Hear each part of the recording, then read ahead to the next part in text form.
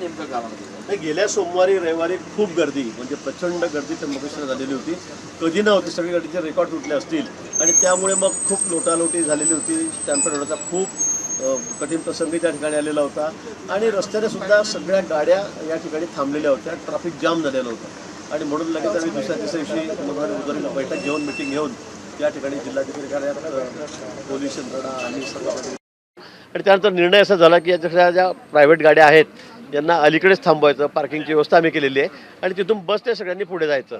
अन्यथा आज हे शक्यच नव्हतं, पुन्हा सगळं जाम झालं असतं आणि म्हणून आज आम्ही स्वतःपासूनच माननीय राजेंद्र सिंगजी या ठिकाणी आलेले आहेत.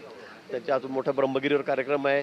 आम्ही सगळ्यांनी सुद्धा आमच्या गाड्या इथेच पार्क केलेल्या आहेत आणि आम्ही आता बसने पुढे त्र्यंबकेश्वरकडे चाललेलो आहोत. कुठेतरी श्रावणातले शनिवार सोमवार ही म्हणजे कुंभमेळ्याची एक रंगीत तालीम असं आपण बघताय का त्याच्याकडे? निश्चित ते सुद्धा आम्ही बघतो आहोत, कारण कुंभमेळ्याच्या लास्ट 1.5-2-2.5 लाख लोक या ठिकाणी असतात आज, पण कुंभमेळ्याच्या वेळेला कोटीमध्ये लोक असतील आणि म्हणून त्यावेळेला आपल्याला काय करावं लागेल, काय काळजी घ्यावी लागेल, कारण बरोबर याच वेळेला याच दिवसांमध्ये 2-4-5 दिवसांमध्ये पुढच्या वेळी स्नान आहे, अमृत स्नान आहे आणि त्यावेळेला कोटीच्या संख्येमध्ये भाविक या ठिकाणी येतील, सगळे साधू महंत या ठिकाणी राहतील आणि म्हणून त्याची रंगीत तालीम आम्ही या ठिकाणी करून घेत आहोत की काय काय आपल्याला समस्या येतील, काय काय प्रॉब्लेम असतील.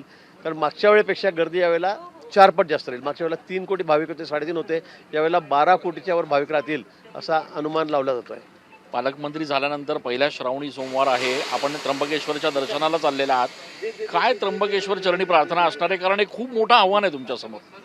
नाही, पाऊस तर यावर्षी बाबा चांगला झालेला आहे, सगळी धरणं भरलेली आहे, अल्निनोचा प्रभाव असताना सुद्धा. पण यावेळेचा कुंभमेळा हा एक मोठं चॅलेंज आमच्यासमोर या ठिकाणी आहे, मोठं आव्हान आमच्यासमोर या ठिकाणी आहे, कारण खूप मोठ्या संख्येत भाविक येणार. हा निर्विघ्नपणे पार पडू दे, निर्विघ्नपणे पार पडू दे, कुठेही कुणाला इजा होणार नाही, मिसिंग होणार नाही, कुठे कॅज्युअलिटी होणार नाही, अशा पद्धतीने कुंभमेळा निर्विघ्नपणे पार पडू दे हीच परमेश्वराच्या चरणी प्रार्थना, महादेवाच्या चरणी प्रार्थना आहे. खूप खूप धन्यवाद. गिरीश महाजन पालकमंत्री हे बसनी आता त्र्यंबकेश्वरकडे चाललेले आहेत आणि एकूणच तिथल्या परिस्थितीचा आढावा घेणार आहेत. कॅमेरा पर्सन योगेशसह मी चंदन पूजाधिकारी, TV9 मराठी.